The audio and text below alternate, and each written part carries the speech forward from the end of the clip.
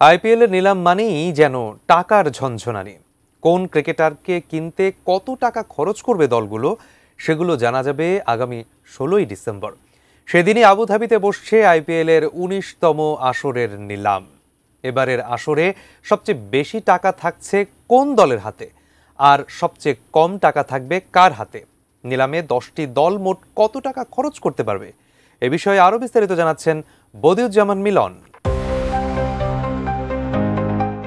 IPL এর আসরে সেরা ক্রিকেটারকে কিনতে যেন টাকার বস্তা নিয়ে বসে থাকে ফ্র্যাঞ্চাইজিগুলো। এবারও তার ব্যতিক্রম হচ্ছে না। আগামী 16 ডিসেম্বর আবুধাবিতে বসছে আইপিএল এর নিলাম। এর আগে শনিবার সব দলের ক্রিকেটারদের ধরে রাখার তালিকা প্রকাশ করেছে বিসিসিআই।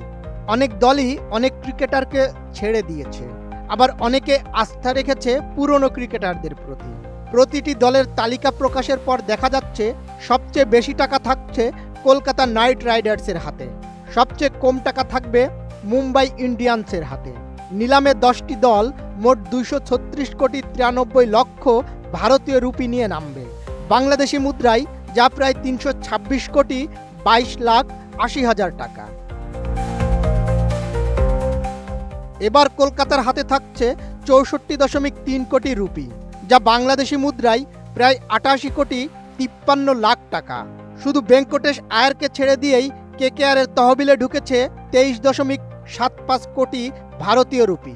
ক্লাবটি ছেড়ে দিয়েছে পুরনো ক্রিকেটার আন্দ্রে রাসেলকেও, এজন্য পেয়েছে আরও 12 কোটি রুপি।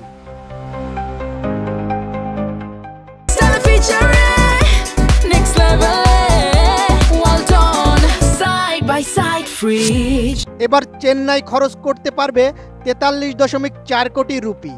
এর মানে বাংলাদেশি মুদ্রায় তারা খরচ করতে পারবে প্রায় 597 কোটি 73 লক্ষ 50 হাজার টাকা। এবার সবচেয়ে বেশি ক্রিকেটারকে ছেড়েছে চেন্নাই, সব মিলিয়ে 11 জন। এর মধ্যে স্যাম কারেন এবং রবীন্দ্র জাদেজাকেও বিক্রি করে দেওয়া হয়েছে রাজস্থানে। হায়দ্রাবাদ আগামী আইপিএলে বসবে 25.5 কোটি রুপি নিয়ে। ক্লাসেনকে 23 কোটি রুপিতে তারা ধরে রাখে মেগা নিলামের আগে, তাকে এবারও একই দামে রেখে দেওয়া হয়েছে। তবে হায়দ্রাবাদ ছেড়েছে অ্যাডাম জাম্পা এবং রাহুল চাহারকে। মোহাম্মদ শামিকে বিক্রি করে দেওয়া হয়েছে লখনৌয়ে। এবার লখনৌ 22.95 কোটি রুপি ও দিল্লি 21.18 কোটি রুপি দিয়ে ক্রিকেটার কিনতে পারবে। ফাফ ডুপ্লেসিকে দিল্লি বাতিলের খাতায় রেখেছে। বেঙ্গালুরু 16.4 কোটি ও রাজস্থান 16.05 কোটি রুপি খরচ করতে পারবে। অবশ্য খুব বড় ক্রিকেটারকে ছাড়েনি গুজরাট, ফলে তাদের হাতে বেশি টাকাও নেই। গুজরাতের হাতে রয়েছে মাত্র 12.9 কোটি ভারতীয় রুপি। আইপিএল নিলামের এই টাকার খেলায় সবচেয়ে বড় তহবিল কলকাতা নাইট রাইডার্সের। অন্যদিকে মুম্বাই ইন্ডিয়ান্সের মতো দলগুলোর হাতে টাকা কম, তাই তাদেরকে হয়তো কৌশলী হতে হবে বেশি। মোট কথা 10 দলের হাতে প্রায় 326 কোটি 22 লাখ টাকা। এই টাকা দিয়ে কে কাকে কিনবে, কে হবেন এবারের সবচেয়ে দামি খেলোয়াড়, সব উত্তর মিলবে 16 ডিসেম্বর আবুধাবিতে।